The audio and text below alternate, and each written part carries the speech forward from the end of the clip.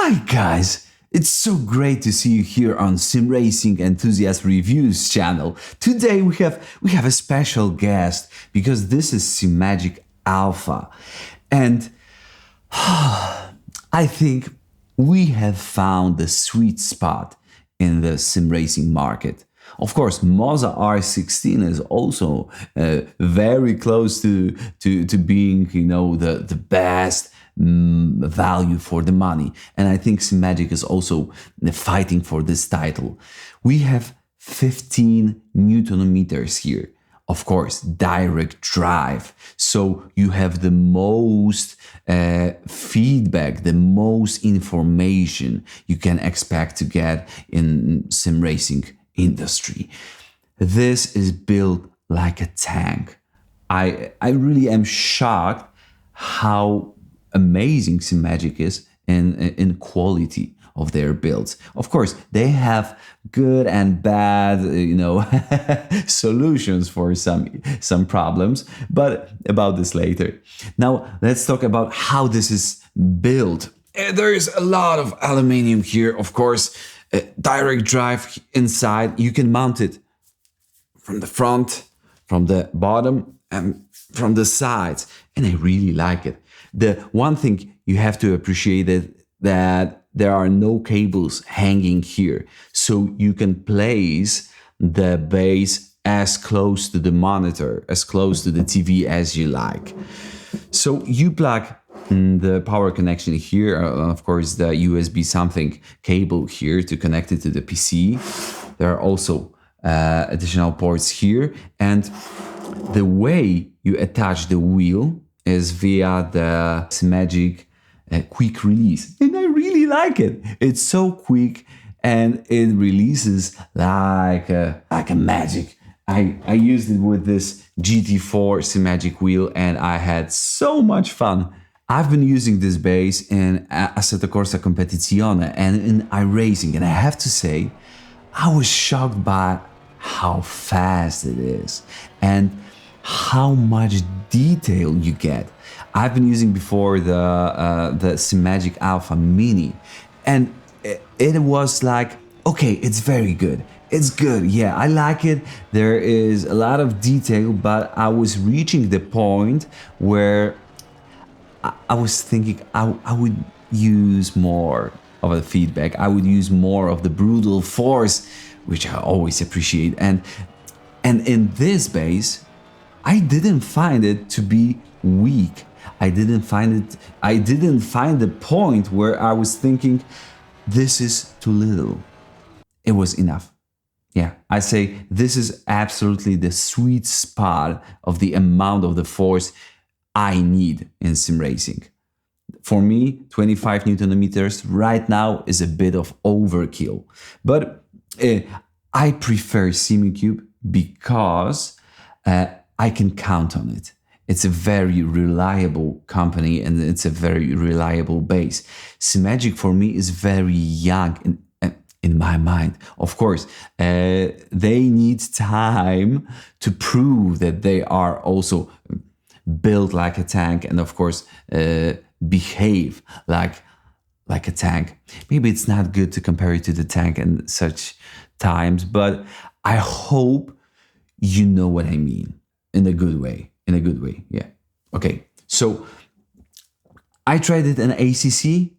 It was lovely. I tried it in iRacing, and I immediately started to do the same lap times as on my Simicube 2 Pro base. So now let's jump into the software. So right now we are in a software SimPro Manager beta, and as you can see, we have a lot of things that we can change here. So let's start from the very beginning. So how much of a rotation we need in a wheel? So here we have 900 degrees, and I think it's the most common option. So here, this is the brutal force. Of course, I would always recommend to leave it at 100% and then trim it down, or dial it to your preference in the sim. And Here is the smooth level. So how much do you want the force feedback to be smooth? And I find 4 and 5 to be the optimal, because when you go to the lower amounts, I feel I feel like it's getting more electric, more harsh in a bad way. And the more I go to the top, it's more dull. It's not as quick, not as snappy as I'd like it to be. And here we have wheel return speed. And I found that in ACC, I really like it to be the way it's right now, around the 30%. And in iRacing, when I tried 100%, it felt actually better. It felt more snappy, and I like to go in iRacing to the bigger percentage. Vehicle suspension. So this is a setting that's going to simulate the softness or hardness of the suspension. I really recommend to leave it on 9, because mm, I didn't find it very useful, very helpful in my driving. Mechanical spring is the will of the engine to go back to the center. So to rotate it back to the center. I didn't find it very useful, so I left it on 0%. Mechanical damper and mechanical friction, those are very similar. They tend to give the wheel more heavy feel. So the more you give the friction, the harder it is to rotate the wheel. Of course, it's an artificial friction, so I wouldn't go to the extremes here. Dynamic damper. This is a setting that's helping you if you are going very fast and your wheel is starting to shake. You can diminish this effect using the dynamic damper. And interpolation level.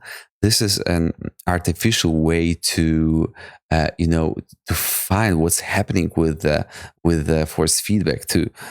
I wouldn't say find, to predict what's happening with the force feedback without the actual information from the simulator. Because in ACC you have 400 hertz, the frequency of information that's coming to your hands, and in iRacing it is 60 hertz, so it's around 8 times less of the amount. But you can artificially, of course, increase the amount you get on your hands. It does also make the wheel, the force feedback, more soft, more dull, a bit more dull. I'd say soft is a better word. So I leave it on 1 in iRacing, and in ACC I leave it on 0. So none of the interpolation in ACC for me. And of course, here you have a lot of presets that you can use with your favorite sim. And yeah, they change dynamically. So, guys, usually I find something that I'm not liking in a product that I'm reviewing. And in everything I have tried, there was one tiny thing that was not up to the quality. But in this base, I find it really hard to find anything that I don't like. Maybe, of course. Of course, there is one thing. I wouldn't be me if there wasn't. But this is the thing.